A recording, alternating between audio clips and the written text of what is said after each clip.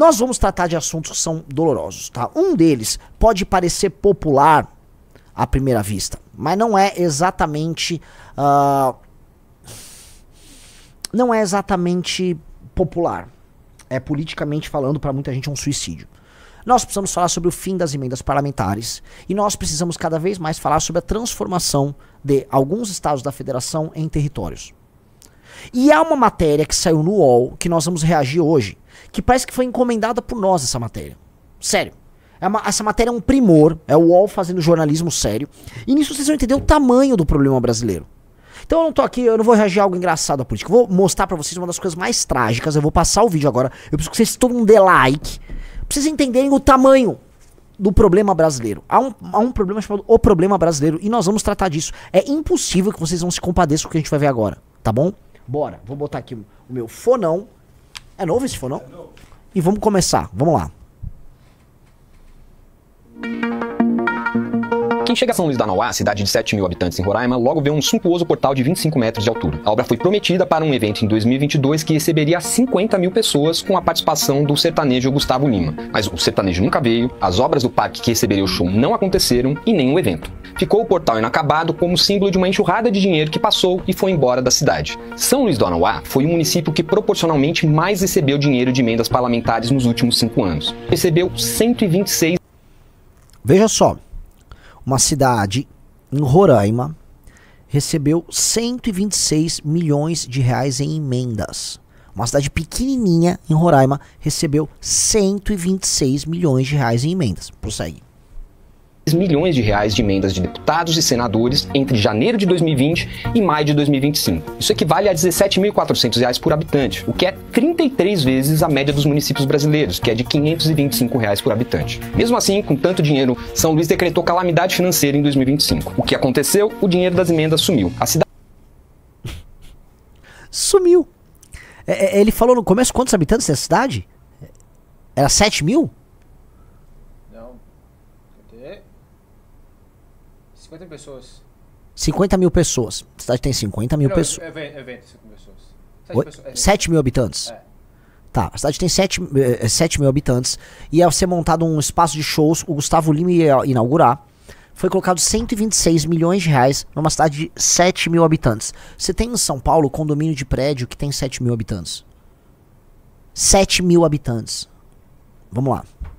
do Nauá foi o município que proporcionalmente mais recebeu dinheiro de emendas parlamentares nos últimos 5 anos. Recebeu 126 milhões de reais de emendas de deputados e senadores entre janeiro de 2020 e maio de 2025. Isso equivale a R$ 17.400 por habitante, o que é 33 vezes a média dos municípios brasileiros, que é de R$ 525 por habitante. Mesmo assim, com tanto dinheiro, São Luís decretou calamidade financeira em 2025. O que aconteceu? O dinheiro das emendas sumiu. A cidade tem hoje inúmeros esqueletos de obras inacabadas, como o Parque da Vaquejada, aquele que receberia o Gustavo Lima, a Praça de Buriti e uma série de casas populares. Várias ruas e estradas que seriam asfaltadas também não foram. O atual prefeito é Elias da Silva, conhecido como o Chicão. Pausa. Ele acusa seu antecessor... Pausa. Digite 1, se você acha que um sujeito como o Chicão deveria ter direito de ser prefeito de alguma coisa. E digite 2, se não. Vamos lá. Conhecido como o Chicão. Ele acusa seu antecessor de deixar a prefeitura sem dinheiro em caixa até para pagar os salários. Agora, por que a cidade recebeu tanta emenda? Porque São Luís é a menor cidade do menor estado do Brasil. Com apenas 636 mil habitantes, Roraima tem o mesmo número de representantes no Congresso que estados com 4 milhões de habitantes, como o Amazonas, por exemplo. Ou seja, o estado recebe proporcionalmente muito mais emendas que todos os outros. Enquanto o senador da Bahia, por exemplo, tem 417 municípios para distribuir as suas emendas, o de Roraima, com o mesmo valor, tem 15. Em conjunto, os congressistas do estado de Roraima têm 500 milhões em emendas individuais por ano. Se a gente somar a emenda de bancada e de comissão, esse valor pode passar de R$1 bilhão. Um extenso levantamento que a gente fez aqui no UOL mostra que o valor de emendas que as cidades brasileiras receberam nesses últimos 5 anos não está relacionado com o nível de carência dessas cidades. Voltando ao portal de São Luís do Nauá, ele custou sozinho só 5 milhões de reais. Como se o nível de carência devesse ser o foco do envio dos recursos públicos. Porque no Brasil a gente tem essa ideia, é o seguinte: se algo está muito pobre, algo está muito ruim, você tem que ficar direcionando o dinheiro para lá. E em geral esse dinheiro vai parar na mão de gestores públicos que administram esses lugares muito pobres. Portanto, você cria um sistema de incentivo para quem gere mal dinheiro e mantém um ecossistema social e econômico pobre, continue se retroalimentando. Então é um incentivo ao que dá errado. Isso não deveria ficar de pé. Mas nas emendas é essa a lógica. Até porque quanto mais pobre, mais fácil desviar a grana. Vamos lá. O atual prefeito diz que 1.800.000 desse dinheiro foi desviado.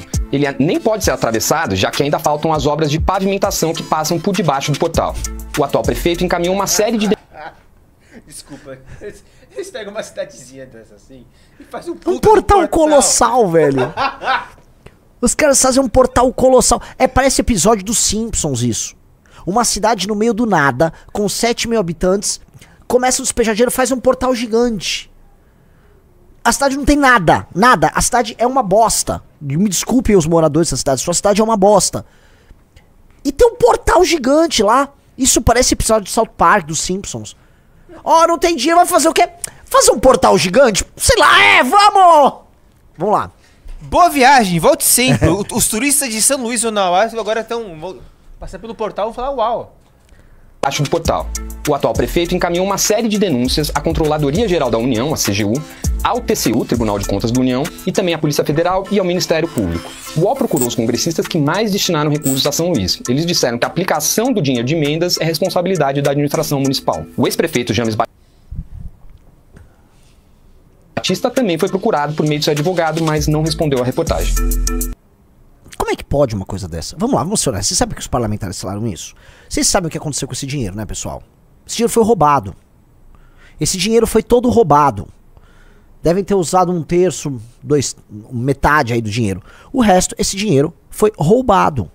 E aí o que é feito com esse dinheiro roubado? Uma parte vai pro bolso de um monte de corrupto, empreiteiras. Outra, esse dinheiro é desviado para a compra de votos que será feita pelos próprios deputados e seus apaniguados nas eleições vindouras. Como eu expliquei pra vocês, como eu expliquei no Flow. Olha como é legal essa matéria. Essa matéria tá saindo aqui justamente após eu explicar este mecanismo no Flow. Este é um mecanismo que mantém de pé a política brasileira. A política brasileira serve pra isso. O seu dinheiro é retirado para ir para essa cidade aleatória em Roraima, ser administrada pelo Chicão, ou o prefeito anterior corruptíssimo, sendo tocado e pensado por deputados federais de Roraima. Amigo de Roraima, não tem sentido Roraima ser um estado, Roraima ter 3 senadores. Não tem sentido Roraima, Acre, Amapá, Piauí, estados com IDH muito, muito baixo, hoje decidirem os rumos da federação, porque eles não conseguem decidir os próprios rumos. Não dá. Não tá. A gente vai precisar trazer essa discussão mesmo. Emenda parlamentar tem que acabar. Emenda parlamentar tem que acabar. É uma dessas invenções bizarras de um lugar patrimonialista no Brasil, em que a execução de uma obra tem que ser feita por um deputado. Quando que um deputado tem que fazer execução de obra? Não, eu acho que assim, ó, o planejamento da minha cidade, eu tive uma ideia, vou mandar um dinheiro pra lá. Não tem sentido. Os nossos políticos têm que gerir emenda. Não tem sentido. Por que eu tenho que fazer um planejamento de uma série de recursos? Ah não, agora eu vou mandar pra um hospital aqui, eu vou mandar... Ué, não é mais se esse dinheiro ficar com o gestor público e ele faz a melhor aplicação? Isso é uma aplicação estúpida do dinheiro. Isso é uma alocação estúpida do dinheiro. Emenda parlamentar tem que acabar. Emenda parlamentar tem que acabar. Mas... vai mexer nisso. A base da política é a emenda. E o povo gosta. O povo, é legal. O meu deputado inaugura uma obra aqui. As pessoas já não entenderam mais nada. Vamos lá. Você quer mostrar algo? Vamos ver.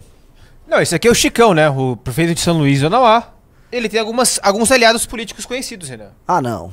Entre eles está o senador Chico Rodrigues, que garantiu 10 novas máquinas para a cidade de São Luís, Zonauá. E ele é o senador do povo. Tá vendo ali, ó? 10 novas máquinas garantidas pelo senador do povo. Agora, você lembra quem que é o senador Chico Rodrigues, né? Quem era o senador Chico Rodrigues? Não era aquele que foi pego com dinheiro entre as nádegas? Quando a Polícia Federal bateu na porta? Nossa e que era, atenção, senhora! Vice-líder do governo Bolsonaro. Patriota. O patriota do dinheiro na bunda, era verdade. Caramba. Ai. Mas tá lá agora mandando emendas pra São Luís Zonauá pra inaugurar. São Luís, hoje estamos aqui em Boa Vista no mapa, ao lado do vereador João. nosso vice-prefeito Enair, nosso vereador Ronaldo. Agradecer ao nosso senador Chico Rodrigues. São Luís fez aniversário na terça-feira, 43 anos. E hoje a gente veio buscar um presente nesse versículo para São Luís. 2 máquinas, uma PC e uma pá carregadeira, que estará chegando no final do mês. Agradecer ao nosso senador Chico, que sempre vem atendendo o município de São Luís. Contra trabalho, não há arrumia. Vamos em São Luís para trabalhar. Um grande abraço. Pessoal, não há a menor chance desse país dar certo. Pessoal, volto a repetir, não há a menor possibilidade desse país dar certo. A lógica das emendas e a própria lógica federativa, ela impõe vários problemas. Olha só, os senadores, amigos, eles não obedecem a uma lógica proporcional. Cada senador, cada estado tem 3 senadores. As populações são diferentes. Isso já é uma distorção bizarra. Faz parte da lógica senatorial, que é uma representação federativa e não proporcional. Deixa a representação proporcional para a Câmara dos Deputados. Nada nos diz que isso é certo e que isso é bom. Óbvio que isso gera uma distorção, óbvio que essa distorção tá aí. Agora fica tendo essa distribuição de dinheiro, e aí é muito dinheiro indo para lugares muito pequenos, profundamente corruptos e muito pobres. Lugares que exportam sua população mais pobre para outros locais. Então esse caso de Roraima, eu volto a falar, Roraima tem uma baita experiência com agro. Tá? Tem um agro sério. Roraima já foi sabotada no Raposa Serra do Sol. Roraima tem um grave problema ali na fronteira com a Venezuela. Posto isso, a elite política de Roraima deveria deixar de existir. A elite política do Piauí deveria deixar de existir. Você acha que o Brasil estaria perdendo muito se o Wellington Dias e o Ciro Nogueira simplesmente não tivessem mais poder para exercer? Alguém acha que a vida não melhoraria muito com o fim da administração política desses estados? Eu sou um democrata. Acho a democracia um regime cheio de problemas, mas melhor do que uma ditadura.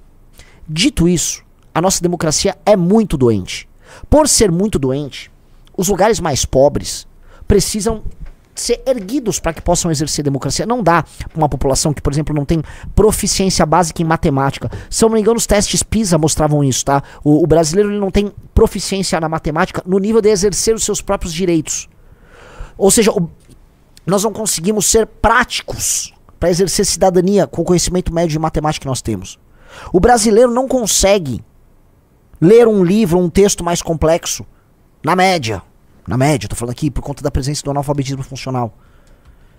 A gente está aplicando uma espécie de um apagão educacional nas pessoas. E esses lugares mais pobres padecem disso. Então lugares com IDH baixo, muita pobreza, maior parte da população beneficiária de auxílios governamentais, com uma elite política predatória, baixa presença de esgoto e saneamento básico, altos índices de violência. Este tipo de lugar não dá pra votar.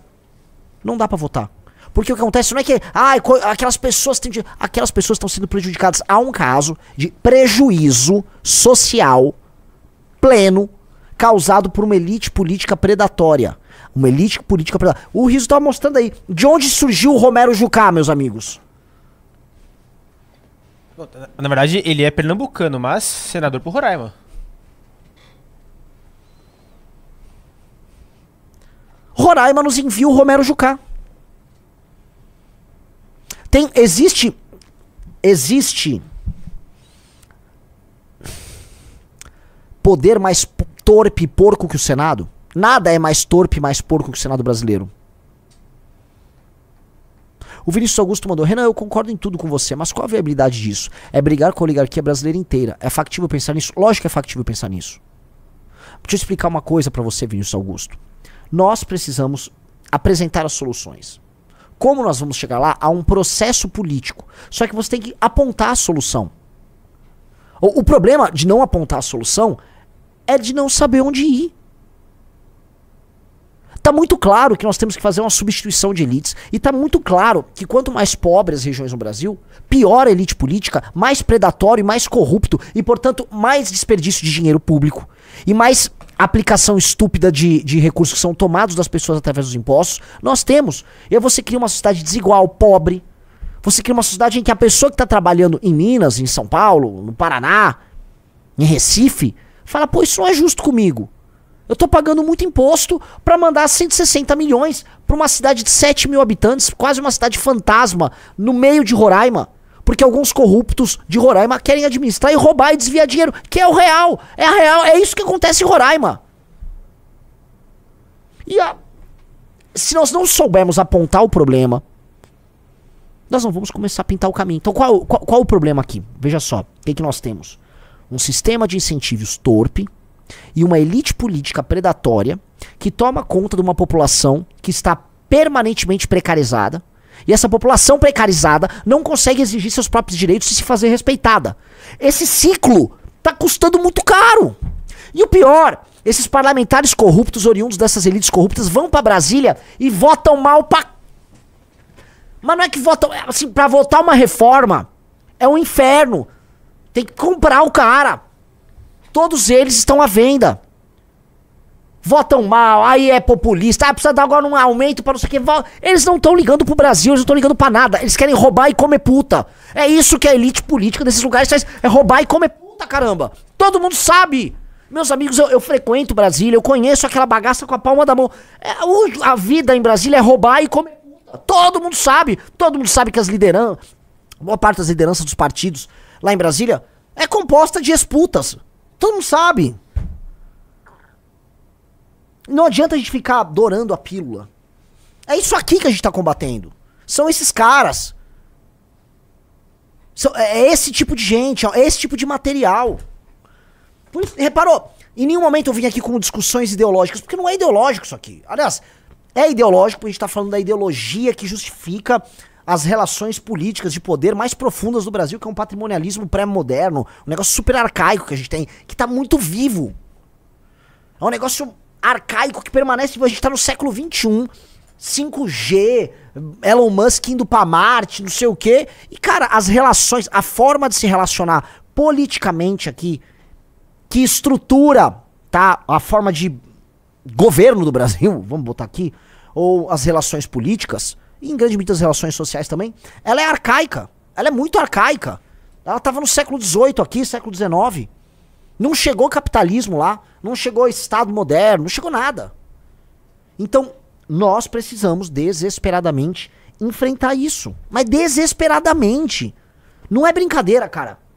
Não é brincadeira. E eu sei que esse assunto não interessa, se vocês querem ver um react engraçado aqui. Este react é o react mais importante pra vocês entenderem. Isto aqui é um exemplo, pra vocês verem, do que é o Brasil de verdade e do que é a administração de verdade do teu dinheiro. O Riso pode levantar aqui os dados. Pegue os dados dessa cidade. Vamos pegar saneamento, educação, IDEB. Deve ter. Tem muitos dados públicos. Duvido que seja bom. Agora, o dinheiro que esses caras receberam não é normal. Não é definitivamente não é normal. 7 mil habitantes. É um condomínio. 7 mil habitantes são uns... com, sei lá, 4, 5 quarteirões com os predinhos. É isso. É normal? É aceitável isso?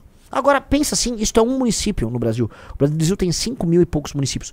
Quantas outras histórias bizarras nós não encontraremos? Vamos lá. O Riso tá pegando os dados aí o Riso acha um negócio legal e o Riso joga ali pra gente, tá? Então, isto é para... Você precisa se radicalizar, você precisa ficar muito puto. Você precisa ficar muito puto. Agora...